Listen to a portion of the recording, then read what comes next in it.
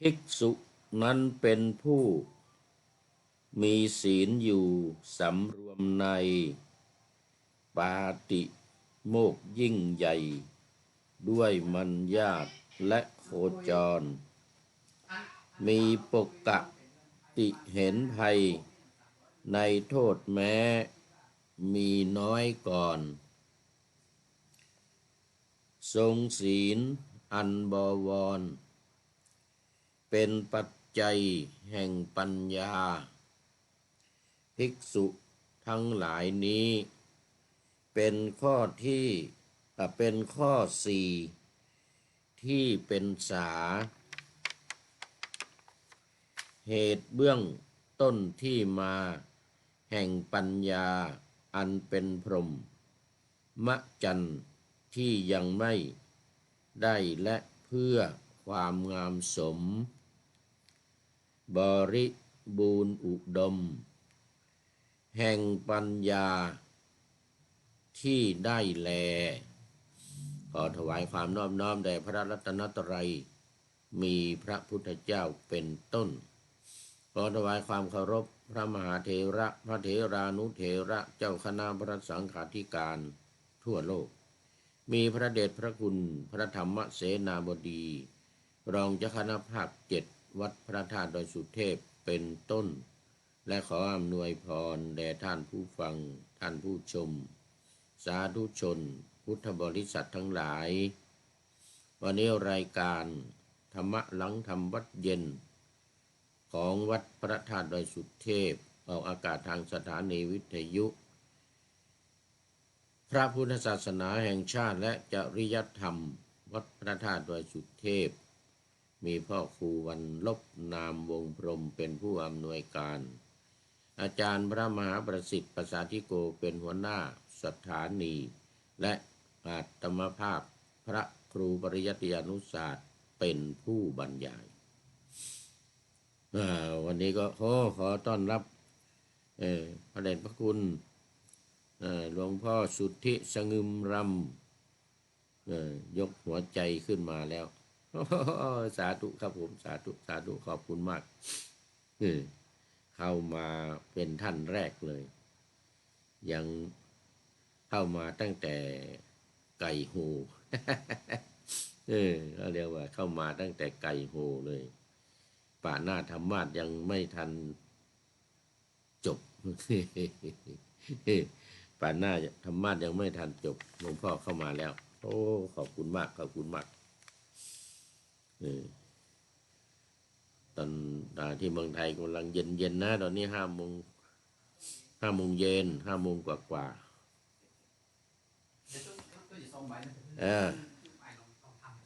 วันนี้ก็บันทึกเสียงล่วงหน้ามาจากวัดพระธาตุดอยสุเทพเยอรมนีเหมือนเดิมบรรยากาศวันนี้ดีหน่อยนะเพราะว่าขณะที่พูดอยู่เนี่ยกี่องศาเนี่ย7 องศา7 องศาผ่านมาแล้วสูงสุด8 องศาตอนนี้ลดลงละนี่เดี๋ยวตอนกลางคืนก็-2อีก-2อีกตอนนู้นตอนตี 1 ตี 1 ตี 2ตี 1 ตี 2โอ้โห-1 -2เดี๋ยวนี้ยังตอนกลางวันอยู่นะไม่เป็นไรเป็นธรรมดาแต่แสงแดดแจ่มจ้านี่นะนี่ตอนนี้แสงแดดแจ่มจ้าแต่อากาศหนาวอุณหภูมิสูงแต่อากาศหนาวเย็นมาสู่เนื้อหาของธรรมะกันเลยวันนี้เดี๋ยวจะหมดเวลาว่าวิหารลายวิหารลายมากไม่ได้เดี๋ยวหมดเวลา เพราะว่าขณะนี้พระเดชพระคุณหลวงพ่อกำลังนำพระภิกษุสงฆ์สามเณร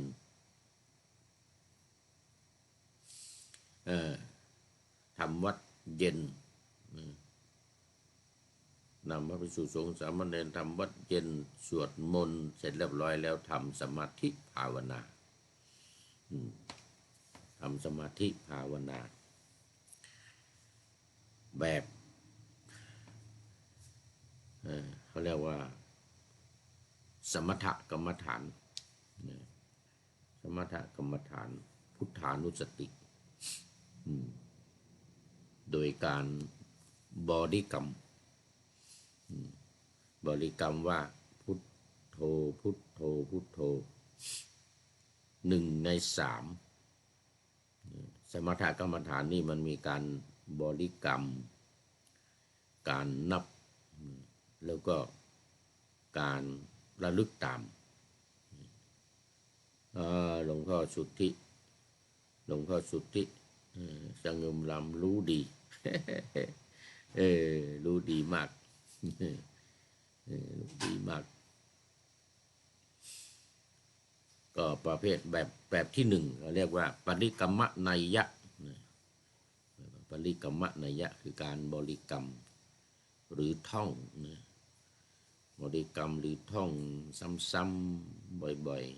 ๆซึ่งมีเป้าหมายในการที่จะให้เกิดสมาธิคือจิตสงบภายในและเมื่อบุญญาบารมีมาถึงก็จะเกิดปัญญาแล้วก็บรรลุธรรมปัญญาจะทำหน้าที่ในการตัดกิเลสตัณหาสังโยชน์ทั้งหลายด้วยตัวเองเราไม่ต้องไปทำอะไร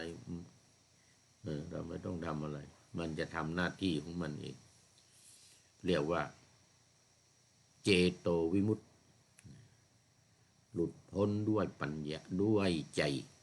หลุดพ้นทางใจมีหน้าที่ทำแต่ว่าต้องเกิดสมาธิแล้วเกิดปัญญาโดยอัตโนมัติ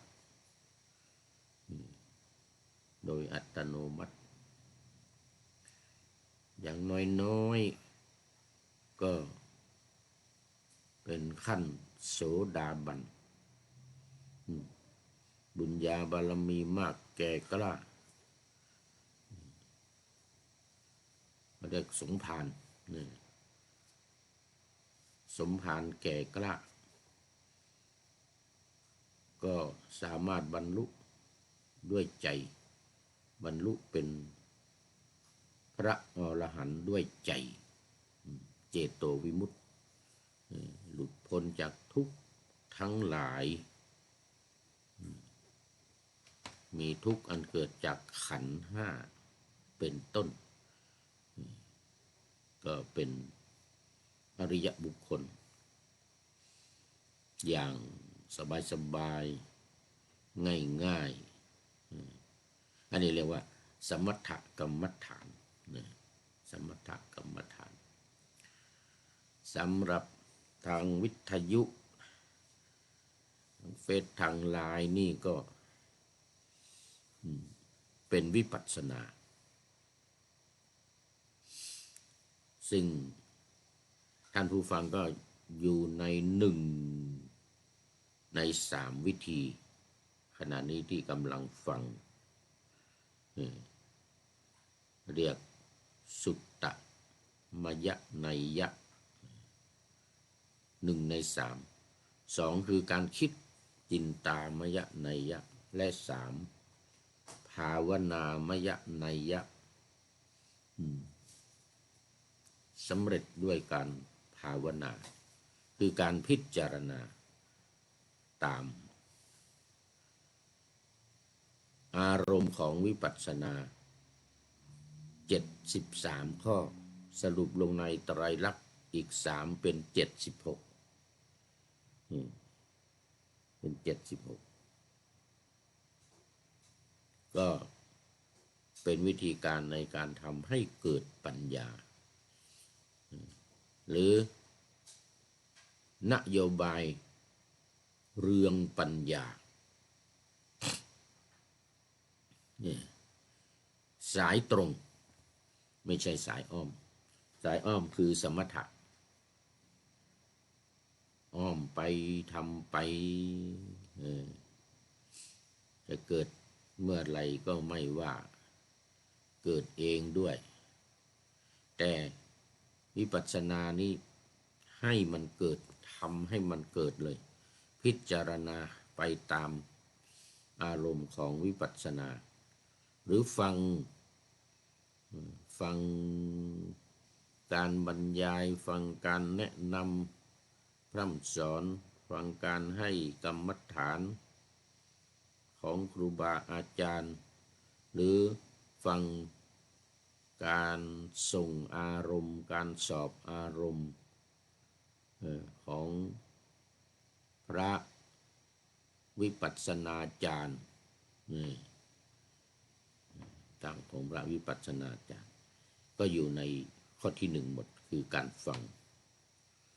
นี่สายตรงเพราะว่ามันจะเกิดความเข้าใจแล้วนำความรู้นำความเข้าใจหรือที่เรียกว่าปัญญาญาณเนี่ยไปตัดกิเลสทั้ง3ตัวใหญ่ราคะโทสะโมหะและสังโยชน์10ประการมีสกายทิฏฐิความเห็นว่ามีตัวมีตนเป็นต้นไปจนถึงอวิชชาใช้ปัญญานี่ไปดับไปละเพราะความรู้ความเข้าใจไปดับไปละได้ทั้งหมดก็เป็นพระอรหันต์ในปัจจุบันชาตินี้ตามหลักที่ว่าเมื่อมีความยึดมั่นถือมั่นอยู่ก็จะได้เป็นพระอนาคามีอย่างต่ำในปัจจุบันในภพนี้ในชาตินี้ในปัจจุบันนี้2อย่างใดอย่างหนึ่งถ้าไม่เป็นพระอรหันต์ในปัจจุบันนี้ก็ได้อนาคามีไม่ต่ำกว่าอนาคามีโดยการปฏิบัติทั้ง2อย่างคือทั้งสมถะและวิปัสสนาโดยเฉพาะวิปัสสนานี้เมื่อมีความรู้มีความเข้าใจเกิดปัญญาญาณก็สามารถบรรลุได้ไม่ต่ำกว่าอนาคามีบุคคลและอย่างวันนี้ก็ยังอยู่ในหัวข้อเดิมคือเหตุให้ได้ปัญญาอันเป็นเบื้องต้นแห่งพรหมจรรย์เหตุให้ได้ปัญญาเป็นเบื้องต้นแห่งพรหมจรรย์ที่มาในอัฏฐกนิบาตอังคุตรนิกายพระสุตตันตปิฎกเล่มที่23หน้า152ถึง156ข้อที่92ยังเหมือนเดิมแต่ว่ามันมีหลายข้อผ่านมาแล้ว3ข้ออันนี้เป็นข้อที่4เป็นข้อที่4เหมือนที่ปานาธรรมาสไว้ภิกษุนั้นเป็นผู้มีศีลอยู่สำรวมในปาติโมกข์ยิ่งใหญ่ด้วยมันยากและโคจรมีปกติเห็นภัย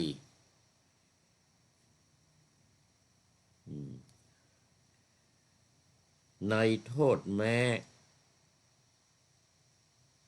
นิดหน่อยก่อน ทรงศีลอันบวรเป็นปัจจัยแห่งปัญญาภิกษุทั้งหลายนี้เป็นข้อที่เป็นข้อสี่ที่เป็นสาเหตุเบื้องต้นที่มาแห่งปัญญาอันเป็นพรหมมจันทร์ที่ยังไม่ได้และเพื่อความงามสมบริบูรณ์อุดมแห่งปัญญาที่ได้แลคือสองอย่างหนึ่งเป็นปัจจัยให้เกิดปัญญาให้ได้ปัญญาที่ยังไม่ได้และสองเพื่อความอุดมสมบูรณ์ความไพบูรณ์งอกงาม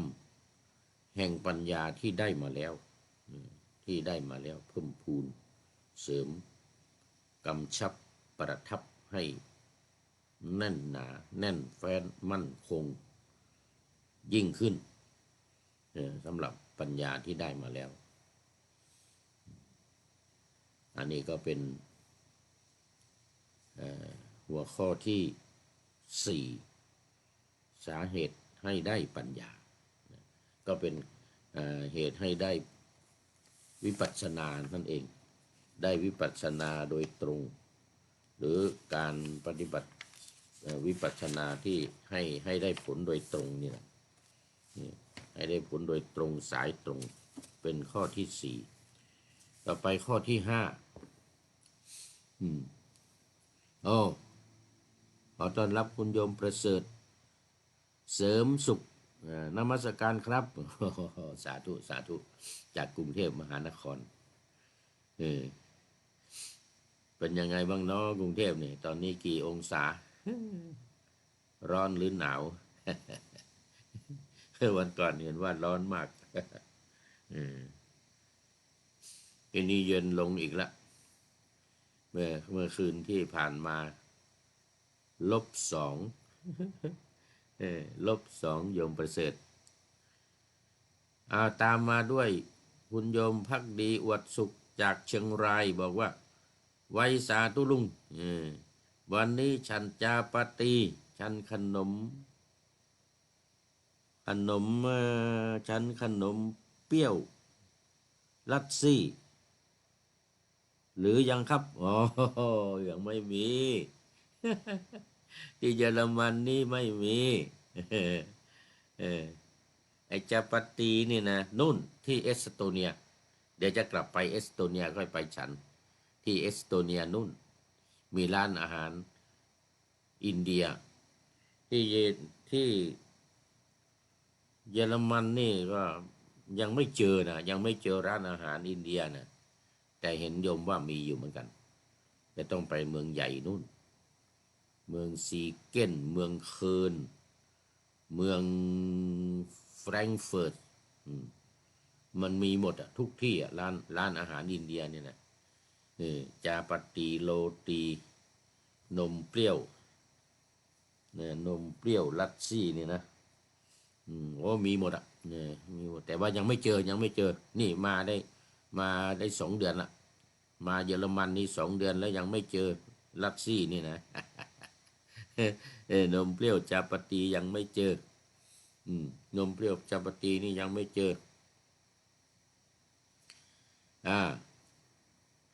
เดี๋ยวก่อนให้ออกให้หายหิมะเดินทางสะดวกจะซื้อตั๋วเดือนโยมภักดีซื้อตั๋วเดือนขึ้นรถไฟก็ได้รถยนต์ก็ได้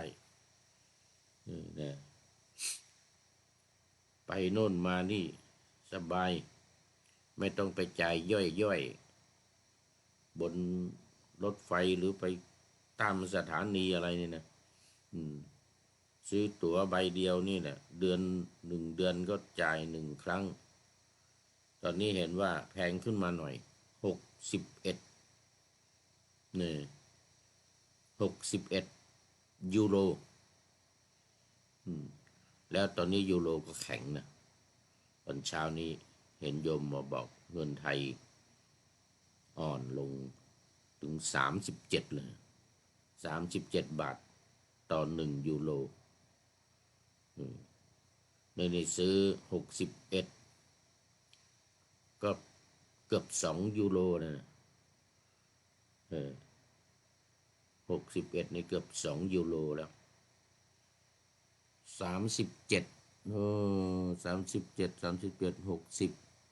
74โอ้7